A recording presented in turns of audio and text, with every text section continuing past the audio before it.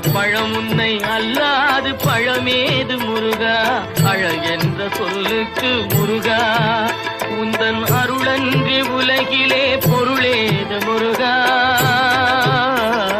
அழகென்ற சொல்லுக்கு முருகா.